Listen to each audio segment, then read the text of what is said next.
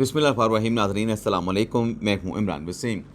ऐसे प्रोग्राम का आगाज़ करने से पहले हमारा जो यूट्यूब चैनल है जिस पर आप मुझे देख रहे हैं, इसके कुछ मसाइल आ रहे हैं। इसके नोटिफिकेशंस के मसाइल भी हैं, एल्गोरिदम के मसाइल भी हैं और इसके रिकमेंडेशन के मसाइल भी आ रहे हैं। तो आपसे दरख्वास्त ये है आपकी इजाज़त के साथ कि मैंने इमरान वसीम ऑफिशियल के नाम से एक नया यूट्यूब चैनल क्रिएट किया है, बनाया है।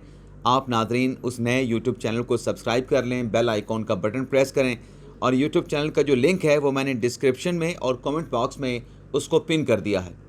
तो आपकी सपोर्ट की ज़रूरत है, आपकी हेल्प की ज़रूरत है और मैं ये जो अनाउंसमेंट आपके सामने कर रहा हूँ या आपके सामने रख रहा हूँ, ये हमें एटलीस्ट एक हफ़्ता करना पड़ेगी। तो मैं आपसे शर्मिंदा भी हूँ कि मुझे ये बात आपसे कहना पड़ रही है। बाकी अपनी ख़बरों से व्लॉग का हम आगाज़ करते हैं। नाज़रीन, पहली ख़बर जो मैं आपके साथ डिस्कस करने जा रहा हूँ, नाज़रीन जो हमारे सीनियर एंकर हैं इफ्तिखार अहमद साहब, जवाबदेह का प्रोग्राम करते हैं, जियो में थे और आपको याद होगा कि उन्होंने जो साबिक चीफ जस्टिस नसीम हसन शाह का जो इंटरव्यू किया था, जिसमें सुप्रीम कोर्ट के साबिक चीफ जस्टिस नसीम हसन शाह ने एतराफ़ किया था कि वो जिस बेंच का हिस्सा थे जिसने जुल्फ़िकार अली भुट्टो कत्ल केस का फ़ैसला किया था, उसमें फेयर ट्रायल नहीं हुआ था। तो वो एक ऐसा इंटरव्यू था जो मैंने उस वक्त देखा था ज़माना तालिब इल्मी में। तो उस वक्त से मैं इफ्तिखार साहब का जो है वो फ़ैन हूँ। हमारे इफ्तिखार साहब जो हैं, हमारे बुज़ुर्ग हैं, सीनियर सहाफ़ी हैं, उनसे एक मुलाकात हुई और एक बात उन्होंने मुझे कही कि इमरान, अपनी वीडियो में सवाल लाजमी उठाया करो, अगर कोई सवाल जहन में आता है तो वो सवाल ज़रूर उठाया करो। तो आज एक सवाल उठाते हैं। नाज़रीन, जो जस्टिस जहांगीरी साहब के मामले पे हमारे बहुत सारे साथी वकला ये सवाल उठा रहे हैं कि जहांगीरी साहब की डिग्री को कराची यूनिवर्सिटी ने कैंसिल कर दिया, लेकिन ये सारा काम करते हुए, डिग्री की स्क्रूटनी करते हुए जज साहब को नोटिस नहीं दिया गया और यकतरफा तौर पे उनके ख़िलाफ़ कार्रवाई की गई। अब नाज़रीन, इसी प्रिंसिपल को लेके कि जज जो है वो यकतरफा तौर पे कार्रवाई करके उसको जुडिशल काम से नहीं रोका जा सकता, या जज साहब की डिग्री जो है वो आप कैंसिल नहीं कर सकते। लेकिन जब खुद जज सीट पे बैठा हो, जब जज सीट पे बैठा हो, उसकी डिग्री का कोई सवाल ना हो, उसको जुडिशल वर्क से भी ना रोका गया हो, तो क्या ये असूल जो है ये जजेस पे इसका इतलाक़ नहीं होता? मेरे ख्याल से फिर जज साहबान जो है वो शायद इस असूल को जो है वो इतनी वक़्त नहीं देते। अब मैं मिसाल आपके सामने पेश कर रहा हूँ कि मखसूस नशिस्तों के केस में जस्टिस मंसूर अली शाह साहब ने जब पेशावर हाई कोर्ट के ख़िलाफ़ सुन्नी इत्तेहाद कौंसिल की अपील आई, उस अपील के दौरान मखसूस नशिस्तों पे पीपल्स पार्टी, नून लीग, मौलाना, MKM और इस्तेकाम पाकिस्तान पार्टी के लोग मुंतखब हो चुके थे, लेकिन मंसूर अली शाह साहब ने उनको यकतरफा तौर पे डी नोटिफाई कर दिया था, उनको सुने बगैर, उनको नोटिस किए बगैर। तो इस असूल का इतलाक़ जो है वो सुप्रीम कोर्ट को या जजेस को अपने आप पे भी करना चाहिए। अब ये जो मखसूस नशिस्तों का मामला है जिस पर तफसीली फ़ैसला भी आया है, आज उस तफसीली फ़ैसले से जो मैंने ख़बर निकाली है, दिन के व्लॉग में वो ख़बर भी आपके साथ हम शेयर करेंगे। और मखसूस नशिस्तों के मामले ने एक नई करवट ली है। सुन्नी इत्तेहाद कौंसिल नींद से बेदार हुई है।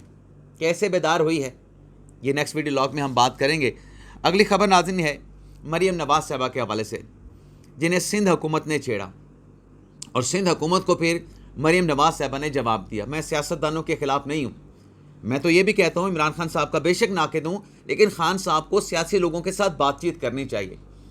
अब आप देखें कि जिस हुकूमत को इमरान खान साहब बेबस कहते थे, बेख्तियार कहते थे, जॉइंट एक्शन कमेटी का जो एहतजाज था, उस एहतजाज के दौरान कश्मीर में क्या कुछ होता रहा, लेकिन ये हुकूमती इत्तेहादी कमेटी वहाँ पे गई और हुकूमती इत्तेहादी कमेटी ने वहाँ पे जाके जो मामलात थे उन मामलात को सुधार लिया गया, संभाल लिया गया। मुज़ाकरात में जो उनके मुतालबात थे वो मान लिए गए।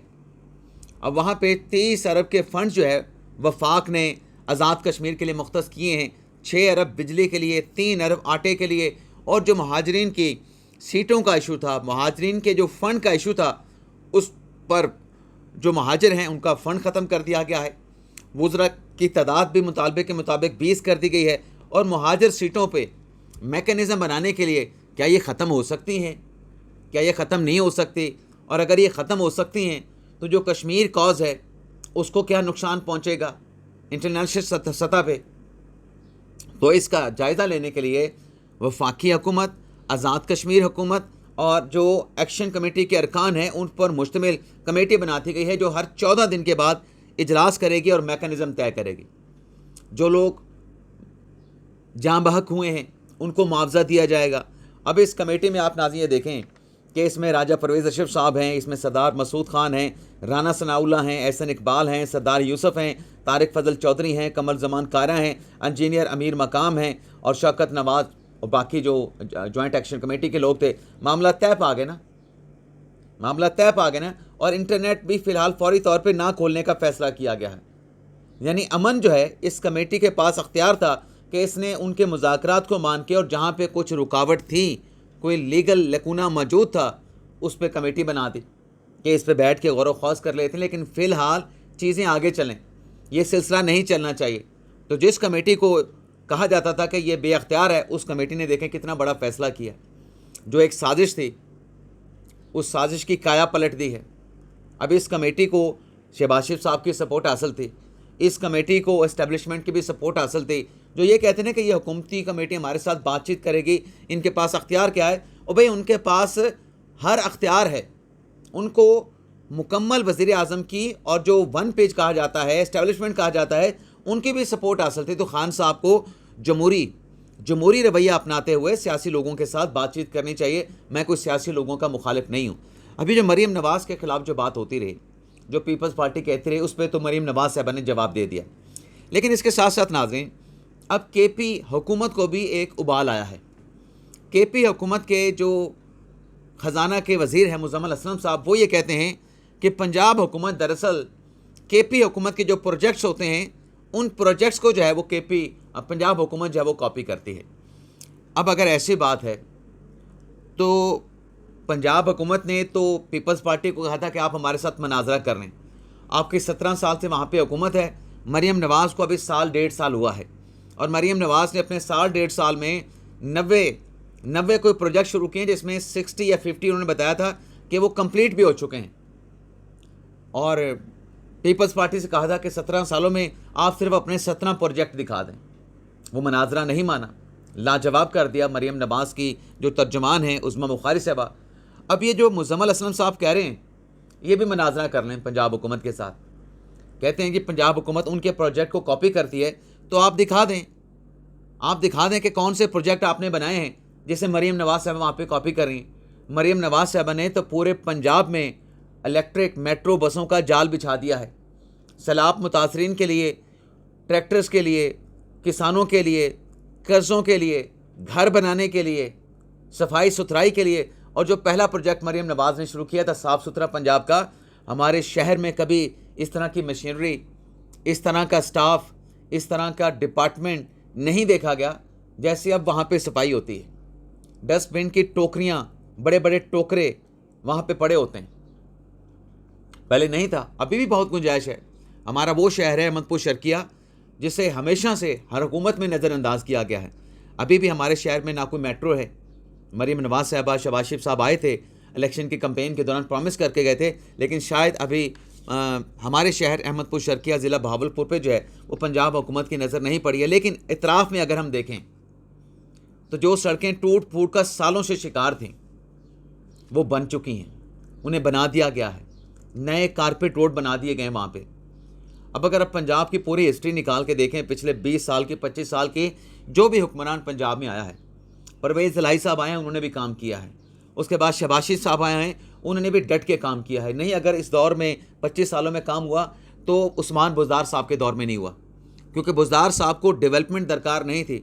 بزدار صاحب کو اگر کوئی چیز درکار تھی تو وہ صرف ٹرانسفر تھے کہ آئی جیز کے، ڈی پی او کے، آر پی او کے اور باقی سرکاری لوگوں کے ٹرانسفر کیسے کرنے ہیں اور کیسے ہونے ہیں. ایک تو ناظرین مریم نواز صاحب والی خبر ہوگی. اب ناظرین آتے ہیں جو اگلی خبر ہے. یہ تو معاملہ جو ہے وہ سیٹلمنٹ کے ساتھ بیٹھ گیا جو جوائنٹ ایکشن کمیٹی والا تھا. لیکن اس کے ساتھ ساتھ ناظرین جو غزہ کا معاملہ ہے، غزہ کے معاملے پہ آپ یہ دیکھیں جو قافلہ وہاں پہ کشتیوں کا، پیٹولا کا وہاں پہ امداد لے کے جا رہا تھا، ان کو گرفتار کر لیا گیا. اس کے بعد سینیٹر مشتاق صاحب جو اس میں شامل تھے اور پاکستانی جو اس میں شامل تھے، اب ان کو گرفتار کر لیا گیا، انہیں دہشت گردوں کی طرح وہاں پہ اسرائیل کی جانب سے رکھا جا رہا ہے۔ تو اس پہ وزیر اعظم شہباز شریف صاحب نے ایک قدم آگے بڑھا کے جو جماعت اسلامی کے امیر ہیں حافظ نعیم الرحمان صاحب، ان کے ساتھ ٹیلی فون گفتگو کی ہے، اور جو غزہ کے حوالے سے جو چیزیں چل رہی ہیں کہ وہاں پہ امن قائم ہو، اس پر بھی اعتماد میں لیا ہے۔ اور وزیر اعظم نے واضح طور پہ بتایا ہے کہ پاکستان اسرائیل کو تسلیم نہیں کرے گا۔ پاکستان کا موقف وہی ہے جو 1967 سے پاکستان کا موقف چلا آ رہا ہے۔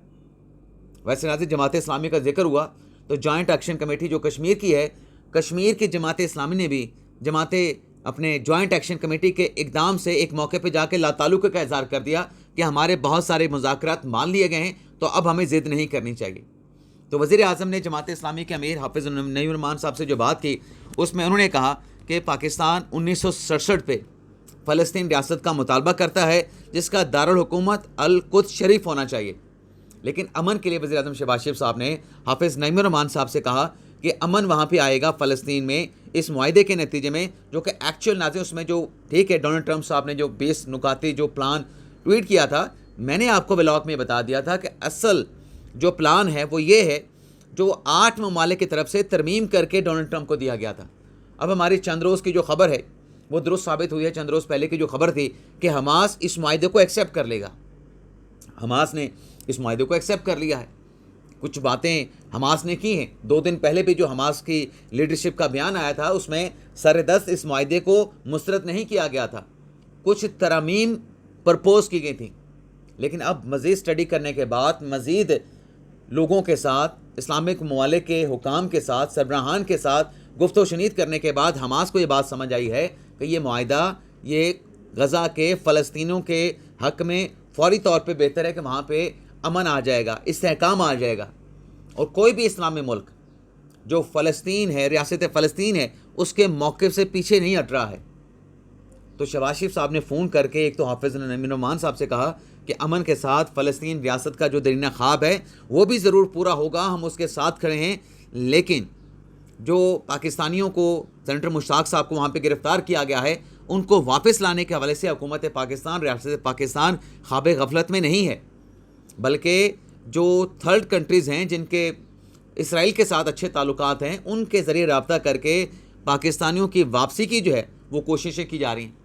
اب یہاں پر بھی سیاست کی جا رہی تھی، یہاں پر بھی نظام کے خلاف جو ہے وہ لوگوں کو اکسانے کی کوشش کی جا رہی تھی، جیسے جوائنٹ ایکشن کمیٹی جو کشمیر میں کر رہی تھی اس پہ بھی پراپوگنڈا کیا گیا، اس غزہ کے معاملے پہ پلان پہ بھی جو ہے وہ پراپوگنڈا کیا گیا، لیکن یہ ساری چالیں ناظرین ناکام ثابت ہوئیں، نامراد ثابت ہوئیں۔ ویسے ڈونلڈ ٹرمپ نے یہ الٹیمیٹم دے دیا تھا حماس کی قیادت کو کہ شام اتوار تک کا وقت ہے، اگر حماس نے یہ معاہدہ ایکسیپٹ نہیں کیا تو پھر جو غزہ کے لوگ ہیں ان کو بھی ساتھ کہہ دیا گیا تھا کہ آپ محفوظ ٹھکانوں پہ منتقل ہو جائیں، اگر حماس نے یہ معاہدہ مان لیا تو ان کی جان بچ جائے گی، بصورت دیگر حماس نے اگر یہ معاہدہ مسترد کیا تو ہمیں پتہ ہے حماس کے جنگجو، حماس کی لیڈرشپ کہاں پہ بیٹھی ہے۔ تو اس کے الٹیمیٹم اپنی جگہ پہ صدر ٹرمپ صاحب کے، لیکن جو مسلم ممالک کی قیادت لگی ہوئی تھی حماس کے ساتھ مذاکرات گفت و شنید کرنے کے لیے، تو جو ایکچوئل بات ہے کہ اس معاہدے کا مقصد فلسطین کی ریاست سے پیچھے ہٹنا نہیں، اس معاہدے کا مقصد اسرائیل کو تسلیم کرنا نہیں، اس معاہدے کا محض مقصد یہ ہے فوری طور پہ، اس سے زیادہ اس کا مقصد نہیں کہ غزہ میں امن آئے۔ جو جنگ وہاں پہ ہے، جو گولہ بارود وہاں پہ پھینکا جا رہا ہے، جو قحط سالی وہاں پہ ہے، جو خوف کے بادل وہاں پہ چھائے ہیں، وہ خوف کے بادل چھٹ جائیں۔ تو یہ ایک بڑی اچھی سفارتکاری کی جو ہے وہ کوشش کی گئی تھی، اور وضاحت مزید اسحاق ڈار صاحب نے کل نیشنل اسمبلی میں کر دی ہے کہ ایکچولی جو پلان ہے، شہباز شریف صاحب نے جو سراہا وہ ڈونلڈ ٹرمپ کے 20 نکاتی اس پلان کو ضرور سراہا، لیکن اس کو ایکسیپٹ کرنے والی بات نہیں ہے، اس میں سراہنا اور بات ہے، ایکسیپٹ کرنا اور بات ہے۔ بات ہو رہی ہے دونوں طرف سے، امریکہ کی طرف سے، پاکستان کی طرف سے، کہ غزہ میں خون ریزی بند ہو۔ تو جو ڈونلڈ ٹرمپ نے دیا تھا اس میں پاکستان نے 8 ممالک نے مل کے ترمیم کی تھی، پاکستان اکیلا اس میں شامل نہیں ہے، اس میں سٹیک ہولڈر سعودی عربیہ بھی ہے، قطر بھی ہے، اردن بھی ہے، مصر بھی ہے، متحدہ عرب امارات بھی ہے، ترکی بھی ہے، انڈونیشیا بھی ہے۔ لیکن یہاں پہ چونکہ بات بات پہ سیاست کی جاتی ہے، لیکن وہ سیاست والا پرچہ جو ہے وہ عاصم منیر صاحب اور شہباز شریف صاحب کی جو کاوشیں تھیں اس سے وہ سازش کا جو پرچہ ہے وہ پھٹ گیا ہے، پیج جو ہے وہ تار تار ہو گیا ہے۔ باقی آج امکان ہے کہ علی امین گنڈا پور صاحب کے خلاف جو کیس ہے شراب اسلحہ برآمدگی کا، اس میں ان کو بلایا گیا ہے، 4 اکتوبر تک کا ان کو مہلت دیا گیا تھا، سیکشن 342 کا ان کا بیان قلم بند ہونا ہے۔ بار بار موقع دینے کے باوجود گنڈا پور صاحب عدالت میں پیش نہیں ہوتے ہیں، اور جو جج صاحب ہیں مبشر حسن چشتی صاحب، سوال یہ پیدا ہوتا ہے کہ کتنے مواقع دیں گے علی امین گنڈا پور کو؟ کیا ان مواقعوں کے بعد وہ پیش ہوں گے یا پھر پشاور ہائی کورٹ میں چلے جائیں گے عبوری ضمانت کے لیے، راہداری ضمانت کے لیے، پروٹیکٹیو بیل کے لیے؟ اجازت چاہتے ہیں ناظرین، اللہ حافظ۔